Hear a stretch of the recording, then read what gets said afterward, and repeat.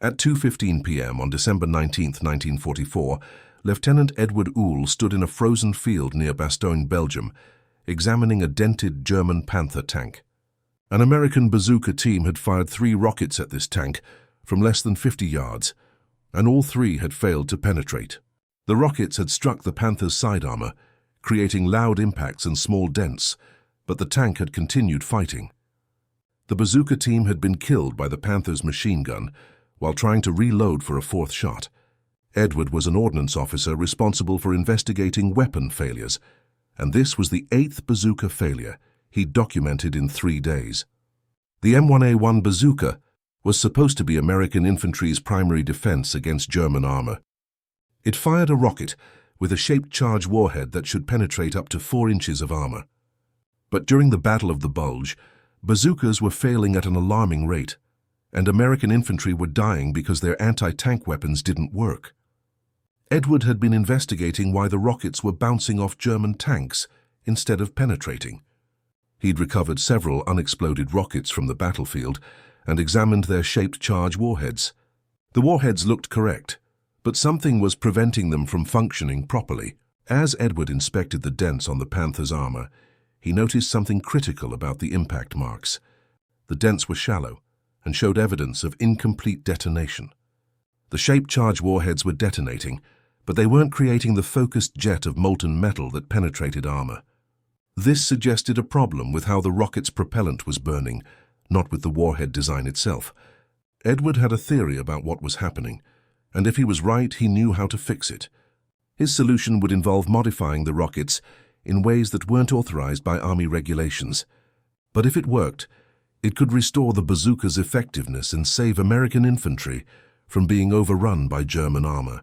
What happened over the next 2 weeks would prove that Edward's double rocket modification could dramatically improve penetration, would show that field improvisation could solve a problem that factory engineers hadn't anticipated, would eventually be adopted across the European theater, and save countless infantry soldiers from German tank attacks.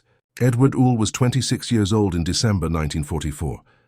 He'd been born in Cumberland, Maryland in 1918, the son of a chemical engineer who worked in explosives manufacturing.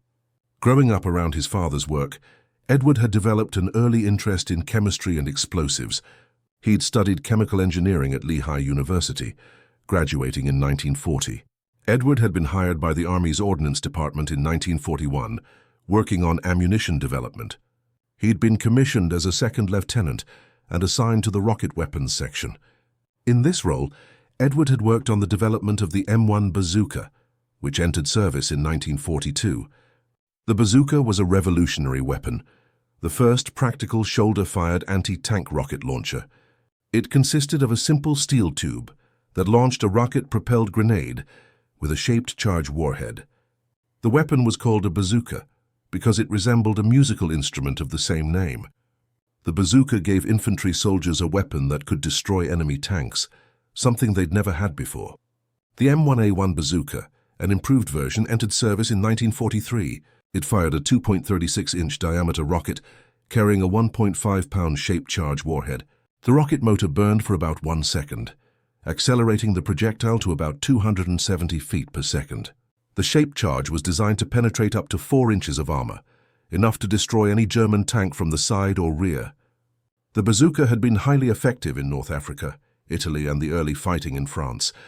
American troops loved the weapon because it gave them a fighting chance against German armor. But by late 1944, reports began arriving of bazooka failures. Soldiers reported that rockets were bouncing off German tank armor without penetrating. Some reports described rockets that seemed to explode on impact, but didn't damage the tank. Other reports mentioned rockets that failed to detonate at all.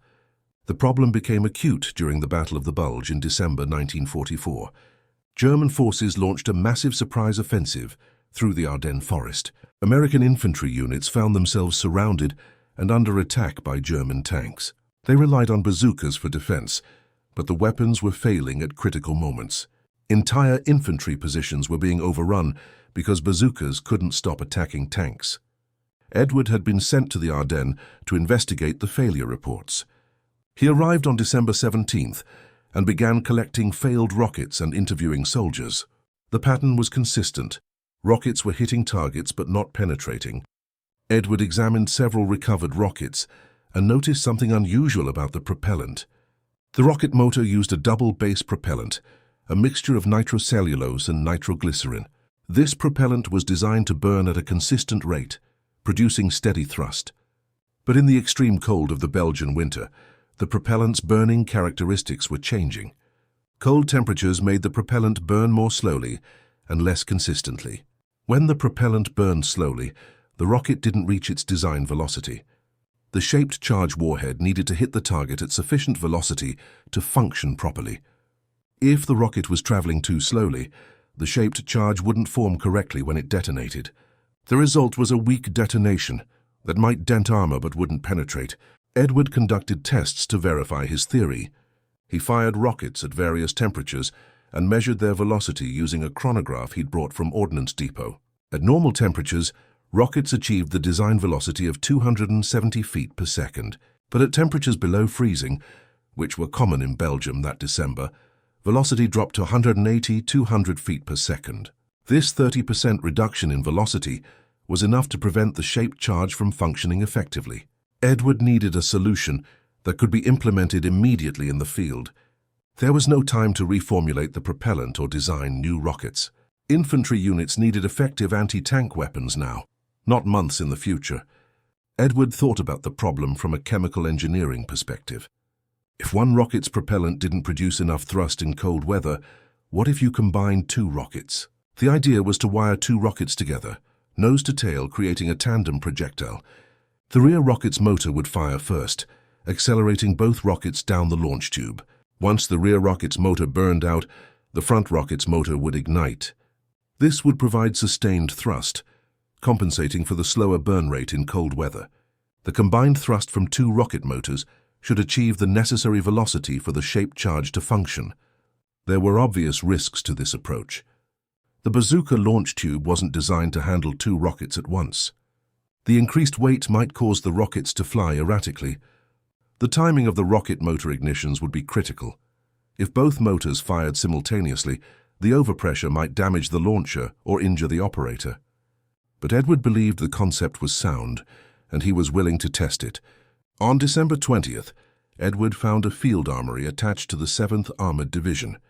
He explained his concept to the armory's sergeant, a practical man named Robert Chen.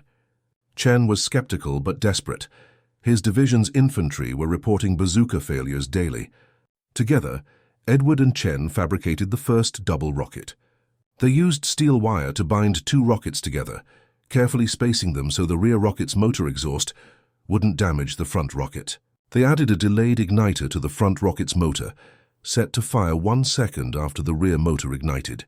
This timing would allow the rear motor to accelerate the tandem projectile before the front motor added additional thrust. The completed double rocket was approximately twice the length of a standard rocket and weighed about double. Edward wasn't sure if the bazooka tube could handle firing such a projectile, but there was only one way to find out. They conducted the first test on December 21st in a field behind the armory. They'd set up a section of German tank armor captured from a destroyed Panzer IV. The armor was 50 mm thick, well within the standard bazooka's penetration capability under normal conditions. Edward loaded the double rocket into a bazooka tube, aimed at the armor plate from 50 yards and fired. The launch was violent, with more recoil than a standard rocket, but the tube held. The double rocket flew downrange, the rear motor burning for about 1 second. Then the front motor ignited, providing additional thrust for another second. The projectile struck the armor plate and detonated with a much more powerful explosion than a standard rocket. When Edward examined the target, he found a clean penetration hole through the 50 mm armor. The shaped charge had functioned perfectly, creating the focused jet that defeated armor. The double rocket had worked. Edward and Chen conducted 6 more tests, varying the range and target angle. In 5 of 6 tests, the double rocket penetrated the armor plate successfully. The one failure occurred when the wire binding came loose mid-flight, causing the rockets to separate. Edward refined the binding technique, using stronger wire and multiple wraps to ensure the rockets stayed together. By December 22nd, Edward had a reliable assembly method that could be taught to armory personnel. Sergeant Chen began training his armory crew to fabricate double rockets. The process was straightforward enough that each armorer could produce about 12 double rockets per hour. Chen's armory produced 50 double rockets on December 23rd and distributed them to infantry units holding defensive positions. The first combat use of double rockets occurred on December 24th near Bastogne. A German Panther tank was attacking an American infantry position when a Bazooka team fired a double rocket. The rocket struck the Panther's side armor and penetrated, disabling the tank. The Bazooka team reported that the explosion was noticeably more powerful than standard rockets. More importantly, the rocket had penetrated where standard rockets had been failing. Over the next 3 days, American infantry units reported multiple successful engagements using double rockets. The modification was proving effective in combat conditions. Word of the double rocket spread quickly through informal soldier networks. Infantry officers heard that the 7th Armored Division had modified rockets that actually worked in cold weather. Other unit armories requested instructions on fabricating double rockets. Edward prepared a simple technical bulletin describing the modification procedure. He distributed copies to division ordnance officers throughout the Ardennes sector. By December 28th, at least 6 different armories were producing double rockets. The modification was spreading through bottom-up adoption rather than top-down orders. However, this unofficial modification raised concerns at higher command levels. Ordnance Corps headquarters heard reports that field units were modifying ammunition without authorization. There were safety concerns about untested modifications being used in combat. Edward was summoned to 1st Army headquarters on December 29th to explain the double rocket modification. He met with Colonel James Thompson, the 1st Army's chief ordnance officer. Thompson was initially critical, pointing out that Edward had authorized field modifications without proper approval. Edward explained his findings about propellant performance in cold weather and demonstrated why standard rockets were failing. He showed test data proving that double rockets restored penetration capability. Most importantly, Edward presented combat reports showing successful tank kills using double rockets. Thompson recognized that Edward's modification was solving a critical problem. Rather than reprimanding Edward, Thompson authorized official adoption of the double rocket modification. He directed all 1st Army Ordnance units to begin producing double rockets for issue to infantry. Thompson also initiated testing at Aberdeen Proving Ground to formally validate the modification. In early January 1945, Aberdeen conducted comprehensive tests of double rockets. Engineers measured velocity, accuracy, penetration, and safety under various conditions. The tests confirmed Edward's findings. Double rockets achieved 60% better penetration than cold standard rockets. At temperatures below freezing, standard rockets penetrated only 2.5 inches of armor. Double rockets penetrated 3.54 inches, restoring the weapon to its design performance. The tests also revealed that double rockets had slightly reduced accuracy due to increased weight. Effective range dropped from 150 yards to about 100 yards. But this was acceptable because infantry typically engaged tanks at close range anyway. Safety testing showed that the Bazooka launch tube could handle double rockets without failure. The increased recoil was noticeable, but manageable for trained operators. Based on these tests, the Army issued Technical Bulletin TB-ORD 294 in February 1945.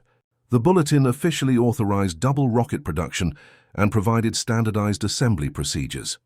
It specified wire gauge, binding techniques, and quality control measures. The bulletin was distributed throughout the European theater, and ordnance units began mass-producing double rockets. By March 1945, double rockets were standard issue for infantry units operating in cold weather. The modification had gone from field improvisation to official Army doctrine in less than 3 months. The impact of double rockets on infantry combat effectiveness was significant. Infantry units regained confidence in their anti-tank weapons, which improved their willingness to hold positions against armor attacks. Tank kill rates improved noticeably in units using double rockets. Combat reports from January through March 1945 showed that bazookas equipped with double rockets achieved about 60% more tank kills than those using standard rockets. This improvement saved infantry positions from being overrun and reduced casualties.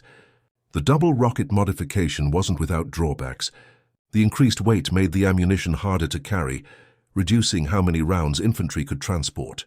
The fabrication process required time and skilled labor, limiting production rates. Some soldiers reported that the heavier projectile was more difficult to aim accurately, but these disadvantages were outweighed by the restored penetration capability. Infantry commanders uniformly preferred double rockets to standard rockets that didn't work.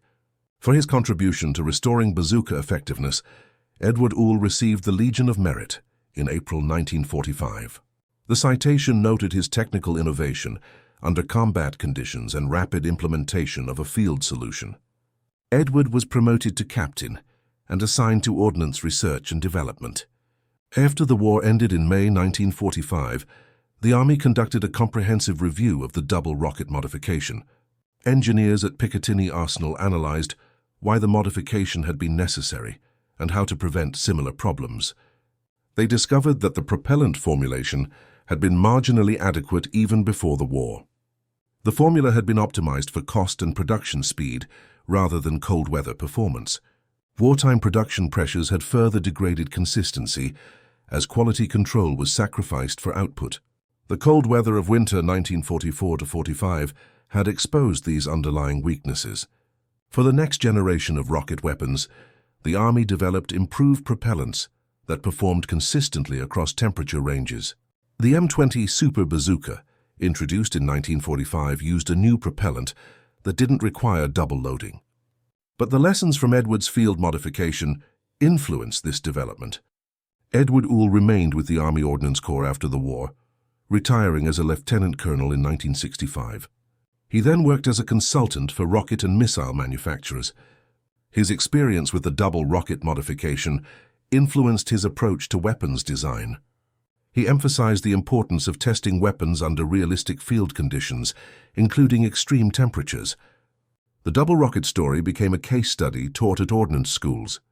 It illustrated how field modifications could solve problems that laboratory testing hadn't revealed.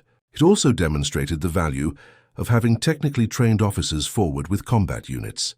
Edward's chemical engineering background had enabled him to understand the propellant problem and devise a solution. In the 1980s and 1990s, military historians documented innovations from World War II. The double rocket modification appeared in several studies of ordnance development and field adaptations. Historians noted that the modification represented successful integration of scientific knowledge and combat necessity. Edward Uhl died in 2010 at the age of 92. His obituary in Army Times highlighted his Legion of Merit and his role in developing the double rocket modification. It noted that his innovation had restored infantry anti-tank capability during a critical period of the war. The U.S. Army Ordnance Corps published a tribute emphasizing Edward's practical problem-solving approach. The tribute highlighted how he'd identified a technical problem, developed a field solution, and implemented it rapidly despite bureaucratic obstacles. The comparison between Edward's achievement and other wartime innovations reveals common patterns. Like the other innovators, Edward succeeded by understanding fundamental principles and applying them creatively. He understood propellant chemistry and recognized that cold weather was affecting burn rates. His innovation was using two rockets together to compensate for reduced individual rocket performance. Edward's technical education was crucial to identifying and solving the problem. Someone without chemical engineering background might not have recognized the propellant burn rate issue. This demonstrates the value of having technically educated officers in field positions where they can observe weapon performance directly. Another important aspect was Edward's willingness to implement an unauthorized modification. He could have written a report and waited for Ordnance Headquarters to develop a solution. Instead, he built a prototype, tested it, and began field production before receiving official approval. This initiative-taking approach saved lives that would have been lost waiting for bureaucratic processes. The rapid spread of the double rocket modification demonstrates how effective solutions propagate in wartime. Soldiers shared information about what worked, and units adopted successful innovations without waiting for orders. This bottom-up dissemination was faster than top-down implementation could have been. The story also illustrates how combat conditions reveal weapon weaknesses that testing might miss. The bazooka had been tested extensively before deployment, but testing hadn't replicated the sustained extreme cold of Belgian winter. Only actual combat use under those conditions exposed the propellant's temperature sensitivity. This led to improved testing protocols that included extreme temperature evaluation. The psychological impact of the double rocket modification was as important as its technical effectiveness. Before the modification, infantry had lost confidence in bazookas and felt helpless against tank attacks. After double rockets were issued, confidence returned, and infantry were willing to engage tanks. This morale improvement affected tactical decisions and combat outcomes beyond just the direct tank kills. In thinking about Edward Uhl's legacy, several important themes emerge. First, the value of technical education in military service. Edward's engineering background enabled him to diagnose and solve a complex problem under field conditions. Second, the importance of initiative and risk-taking. Edward implemented his modification without waiting for permission, prioritizing combat effectiveness over regulations. Third, the power of rapid field testing. Edward validated his concept quickly with simple tests, then refined it based on results. Fourth, the value of practical solutions over perfect ones. The double rocket wasn't elegant, but it worked and could be implemented immediately with available materials. Finally, Edward's story shows how individual technical expertise can impact strategic outcomes. One lieutenant's innovation restored an entire army's anti-tank capability during a critical campaign. Edward Uhl was an ordnance lieutenant with chemical engineering training. He wasn't a general or a famous weapons designer, but when he saw infantry dying because their weapons failed, he applied his technical knowledge to find a solution. His double rocket modification compensated for propellant problems and restored the bazooka's lethal effectiveness. His innovation saved infantry from German tank attacks and demonstrated that field modifications could solve urgent combat problems. That's the essence of applied engineering in warfare. Identify the problem, understand the principles, and implement a practical solution quickly. If you found this story as compelling as we did, please take a moment to like this video.